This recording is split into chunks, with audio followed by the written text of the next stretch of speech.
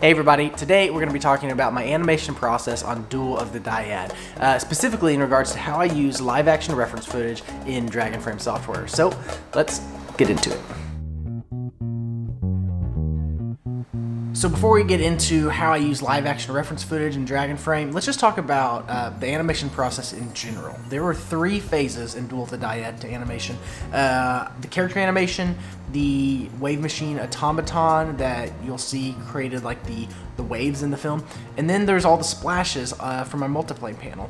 And that's what you're looking at right now. The splashes, I spent probably about 5 hours animating about 20 or 30 different splashes. So you can see right here that's going through a handful of different splashes, and when I put them into my editing software, I would then create a variety of different types of styles, sizes, different opacities, shapes that I could use in the film. And so all this was just composited together and stacked to give the depth that I wanted. And right now I'm just playing in Final Cut software, just so you can see kind of the different elements and how everything's stacked together and layered. So before and after, there's the wave machine automaton. Again, those are composites. That's probably 6 or 7 different shots of the same wave machine stacked on top of each other. And it's the same concept that I used for all the splashes.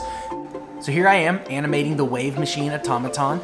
I was drawn to building this device because it was really the only practical way for me to create the illusion of water and be able to animate it 1 frame at a time. Water and stop motion animation is a challenge for everybody, and so this is really the only way that I was able to do it. And so I shot it against a green screen from a variety of different angles, depths, and different lighting conditions, and then I was able to comp those in later in my software to hopefully create the illusion of water in the short film. So I spent about 65 hours animating on this project in total, and the brunt of that was spent on character animation. And anytime you're going to work on something that long, that's repetitive, you want to make it as easy on yourself as possible, which is why I opted to go with the Sticky Bones pose figures for my main characters. Originally, I was going to use the Hasbro Black Series action figures, the Rey and Kylo Ren ones. I actually ordered those, did some tests with them, and they just weren't articulating enough for me to get the character performances that I wanted with them. So I did some research, found Sticky Bones characters. These things are made for stop motion animators and artists that really need to get highly articulated performances out of their characters. I couldn't be happier with them. I'm gonna have a whole dedicated review of the Sticky Bones pose figures later on the channel, so keep an eye out for that. Having these figures really enabled me to use live action references because I could really mirror one-to-one whatever reference material I was using on the screen. You can see on this screen, the picture-in-picture, I'm actually referencing a shot from episode 9. So right now what I want to do is actually open up Dragonframe and show you how I go about using live action reference footage when animating.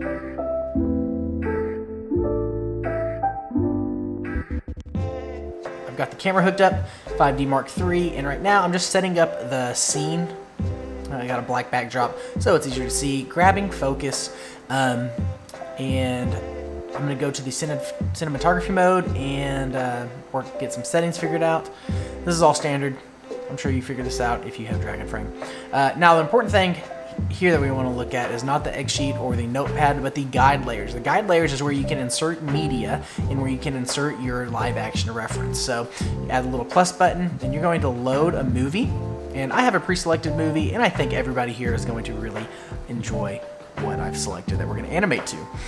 And you might notice this character from the prequels. His name is Mr. Jar Jar Binks, and we're going to animate Jar Jar today. Just a few seconds. Gonna be great. So you can see, Dragonframe has a ton of different tools for you to use to get the live action reference footage just the way you like it. So you can see I imported it in, and it was flipped vertically, which is not helpful. And you can see you can scale, you can move things around as you want them. And let's see, take a picture here, and I want you to see, when you take a photo, it's going to advance as the camera advances in your timeline in the X sheet. It's also, the playhead on the reference footage is also going to advance 1 frame at a time. So let's say also I'm shooting at 15 frames per second, that's my timeline. In this, let's say you import a 24 frames per second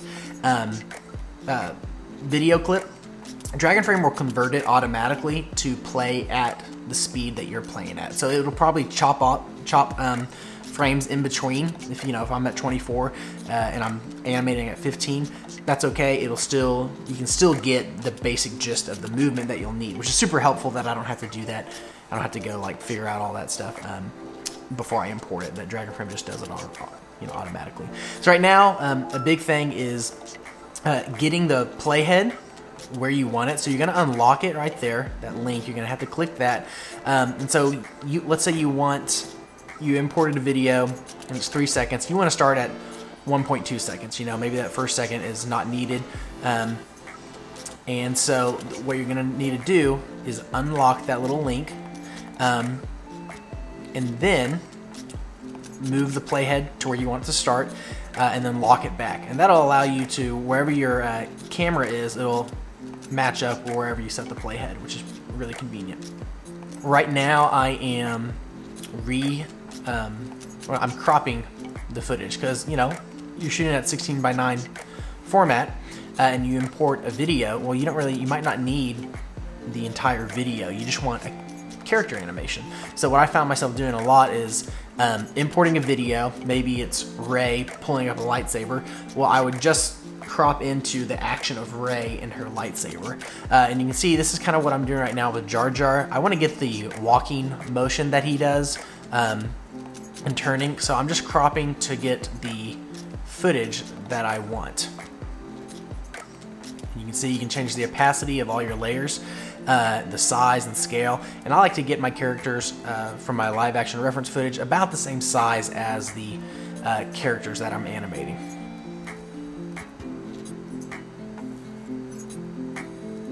So fast forwarding here. All right, so now the character is set up to match Jar Jar 1-for-1.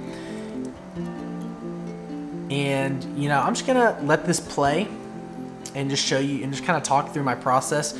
Stop motion animation is slow, but I think you can learn a lot by just watching somebody do it. That's what I do a lot.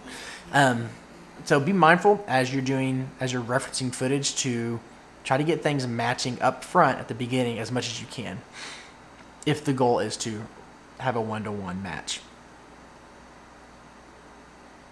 And so right here I am watching Jar Jar's head, his arms, and his leg to try to replicate that. So you can watch him going back and forth.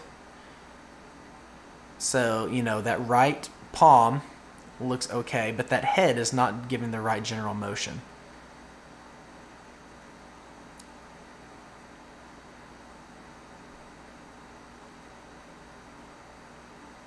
Okay, that's starting to look a little bit better. That head still is not there. If you look at Jar Jar's head, it's kind of tilting from right to left. And it looks like the head of my character is tilting from left to right. So if you watch, I imagine I'll probably catch that. Right here, the head is really catching me off. So I want to make sure that I make that movement in the same general direction. So that was my first attempt. It wasn't quite dramatic enough. I'm gonna try it again. There you go. And so that's looking a little bit better. Enough for me to take a frame. And so this is what you do. This is part of the animation process. Just going one frame at a time, moving one limb at a time. And it's a really slow process, as you know, if you're an animator. And really, I think it just takes time and practice to get an animation how you want it. But live action references are super, super helpful in getting it in just the way you want it, and really helping you stay honest to your animation and movement. I wouldn't be able to get the movements that I did with Duel of the Dyad, or even this Jar Jar, Jar Jar animation that you'll see finished here in a second, without having the reference footage to do it. So I'm going to fast forward through the rest of this so you can kind of see me animating. You can see he's turning right here. And again, I'm just trying to match it 1-for-1. Now, because it's Jar Jar Binks, and I didn't have all night when I was animating this, I did not do the entire 3-second walk. I know that's kind of lame, but give me a break, it's Jar Jar, and you can still get the point of using live action references in Dragonframe software. It can be super helpful. So let's go ahead and look at the final product. I'll go ahead and play that for you, and thanks so much for watching. I had a ton of fun making Duel of the Dyad and all this behind the scenes content. If you like this type of stuff, please consider subscribing to the channel. I have a ton of more stuff coming out, and I can't wait to share it with you. Thanks, and have a great day.